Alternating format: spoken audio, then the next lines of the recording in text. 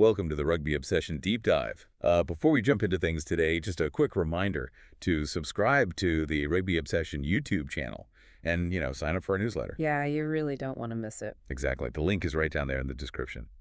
So I want to ask you, have you ever watched this, beautifully designed machine function perfectly in one specific area, only to realize it's quietly leaking oil in another? Oh, yeah. Like looking at a masterpiece with a tiny, subtle crack in it. Right, you're standing there just admiring the sheer power of the engine, but then out of the corner of your eye, you see this slow, steady drip, drip, drip on the pavement. And, well, that visual basically captures exactly where the New Zealand All Blacks find themselves right now. It really does. It's a machine that is, equal parts awe-inspiring and, for the mechanics on the sidelines, probably a little terrifying. Ah, I bet. Because you have this overwhelming propulsion, right? But your seals are completely compromised. Exactly. So for this deep dive, we're getting into a really positive, just brilliant tactical analysis of the All Blacks under their new head coach, Dave Rennie. Yeah, especially looking at how they're prepping for this massive, highly anticipated upcoming test series against the South African Springboks. And we've got some incredible sources today. We're using this fantastic breakdown from Planet Rugby. Which is just a great read, by the way. Oh, absolutely. And they highlighted some really deeply insightful comments made by former All Black Shane Howarth on the Rugby Run. His methods and ideas here are just spot on. Totally. To pull apart the engine of this team, Howarth's perspective is just invaluable. So our mission for you today is to unpack this really pivotal moment in modern rugby. We're going to analyze the DNA of the All Blacks' sparkling new offense, look at those defensive leaks, and map out the exact blueprint Howard says they have to use to beat the massive Springboks. Right, because you have a team finding a completely new identity, and they're carrying all this momentum, but they're steering it straight toward a literal brick wall. Literally. So let's start with the dawn of this Dave Rennie era. The raw results are great. They kicked off with 3 successive victories across the Nations Championship and the July series. Yeah, and the crown jewel there was that 40-21 victory over Ireland. Which was huge. Oh, massive.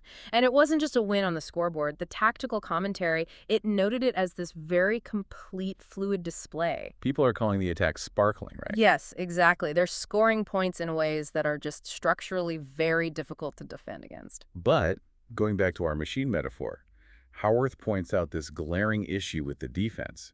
He noted that despite all those offensive fireworks, they allowed a couple of, he called them pretty soft tries against Ireland. And soft tries is, that's a phrase that keeps defensive coaches awake at night. I can imagine. Yeah, because at the absolute pinnacle of international rugby, making an opponent bleed for every inch is just the baseline expectation. Handing over easy points, it's just a systemic failure. It makes me think about buying this ridiculously high-end sports car. You get behind the wheel, hit the gas, 0 to 60 in 3 seconds flat.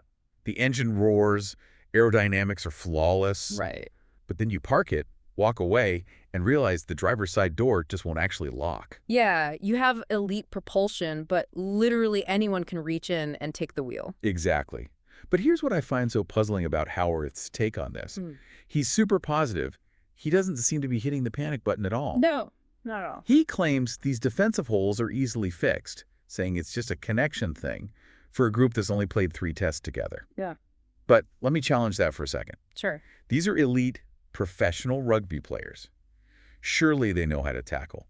Why does a pro athlete need 3 weeks to figure out how to stand next to his teammate and, stop a guy? It sounds a bit like an excuse, right? Yeah, like a coach's excuse for bad technique. Well, I understand the skepticism, but Howarth is pointing to the hidden complexity of the sport here. At this level, a defensive line isn't just 15 isolated guys making one-on-one tackles. Okay. It functions as a single, connected chain. The space between you and the player to your left is entirely dependent on the speed at which the whole line is moving laterally. So it's less about the physical act of tackling and more about, spacing geometry. Yes, exactly. It's about reading micromovements. If you don't inherently trust that the guy next to you will cover his channel, your natural instinct is to overcompensate and step slightly inward. Oh, wow. And by stepping inward, you leave a footprint of empty space on your outside. You create a seam, and an international fly half will scan for those exact seams, thread a pass, and suddenly you've conceded a soft try. It wasn't bad tackling, it was a micro breakdown in trust. That reframes the entire concept of a defensive line for me. You can't Whoa. just draw that on a whiteboard. No, you have to log the physical repetitions together on the pitch until it becomes automatic. So Howarth is right to be positive. They just need the reps to make those seals airtight. So the defense just needs time. But real quick, before we talk about Rennie's wild new offense, I just want to remind you again to please subscribe to the Rugby Obsession YouTube channel and our newsletter from the link in the description. We love bringing this content to you, and subscribing really helps us out. It really does, and we'd love to hear your thoughts down in the comments too. Yes, definitely leave a comment.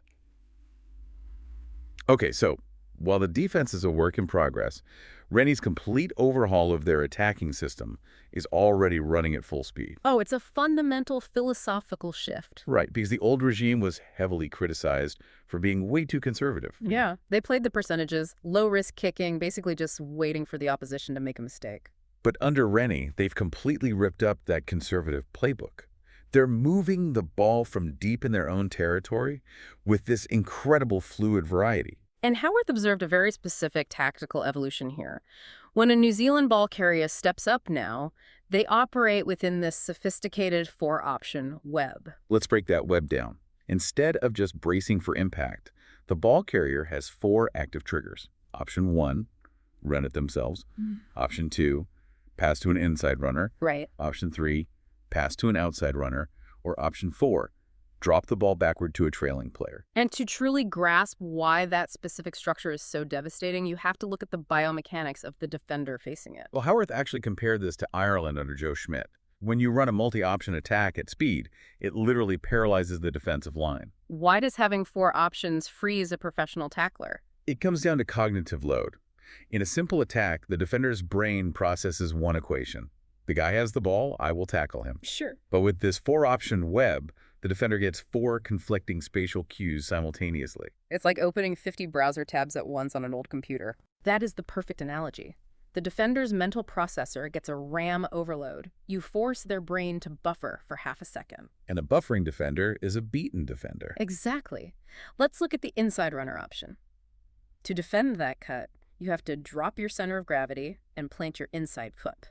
And the millisecond you plant that foot, your momentum is anchored. Yes, and that's the exact millisecond the ball carrier passes outside. The defender physically cannot uproot that planted foot fast enough. The geometry of their own body works against them. That blows my mind.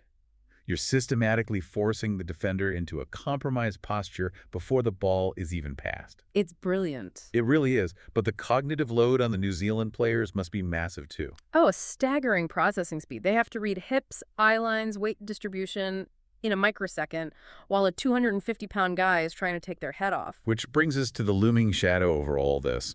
It's one thing to run this cognitive stress test against Ireland. It is an entirely different universe to run it against the South African Springboks. They're the ultimate stress test. Howarth just calls them the big boys. The Springboks are world-renowned for sheer physical mass. And Howarth gives a very specific warning here. New Zealand cannot afford to catch white line fever. Which is a fatal psychological trap against South Africa. For those who don't know, white line fever is when you get deep in the opponent's territory, adrenaline is pumping, the try line is right there. Yeah. And the temptation is to abandon all that intricate tactical nuance and just try to blindly bash down the front door. Because the physical space shrinks near the try line, the defense flattens out into this dense horizontal wall. You can't outflank it. So instinct screams at you to just lower your shoulder and use blunt force. But going head-to-head in a tightly compressed 5-meter physical grind is exactly what South Africa wants you to do. It'd be like me trying to arm wrestle a professional strongman, just hoping willpower beats physics. Static mass wins every time. Right. And Howarth made a really funny, candid point. He said he can easily see New Zealand grinding away, and a physical player like Geordie just gets frustrated, loses patience, and yells, "Stuff this, give me the ball." And the moment that happens, the Springboks win. They rotate entirely fresh packs of heavy forwards just to dominate those moments of blunt force trauma. So what is the mechanical solution then? How do you beat this wall? You have to pull the game further out into the open field. You use that 4-option passing web not just to overload decision-making, but to physically move those massive bodies. You force mass to travel. Exactly. A 260-pound forward running straight is a freight train. But making him sprint 10 meters left, stop, pivot, and sprint right, the metabolic cost is immense. So you stretch them touchline to touchline, make them change direction constantly. Yes. You build up lactic acid in their legs, you force a lateral foot race instead of a head-on collision, and the sheer physics of inertia exhausts them. And when they get exhausted, reaction times drop, spacing gets sloppy, and the seams rip open. It's the physiological equivalent of death by 1,000 cuts. Wow. It really forces you to rethink how you deal with overwhelming obstacles in everyday life, too. How so? Well, think about it. When we face a massive, immovable problem, our natural instinct, our own white line fever, is to just push harder against the strongest part of the wall. Which just leads to exhaustion and a headache. Exactly. The All Blacks blueprint reminds us that the smartest solution is to step back into open space. Use your agility, use your options, and force the obstacle to react to your movements on your terms. Leverage agility and patience to dismantle mass. I love that. But I want to leave you, our listener, with one final provocative thought experiment. Okay, let's hear it. We've established Dave Rennie's strategy relies on this high-speed passing web to exhaust the big boys laterally. But what if the Springboks anticipate this? That is the million-dollar question. What if South Africa alters their defensive DNA and prioritizes extreme line speed over structural size? What if they shoot up aggressively to physically shut down the space before the ball carrier even reads his four options? They bypass the RAM overload by crashing the computer before the tabs even open. Exactly. Could this beautiful, intricate attacking web suddenly find itself suffocated before the play even starts? Let us know what you think in the comments. We'd love to hear your opinions on this matchup. It really is the ultimate tactical arms race. The second you design a system to beat the wall learns how to move. It's fascinating. Well, thank you so much for joining us on this Rugby Obsession Deep Dive. One last time, please remember to subscribe to our YouTube channel and newsletter from the link in the description. We love having you here, and we will look forward to you listening to our next episode.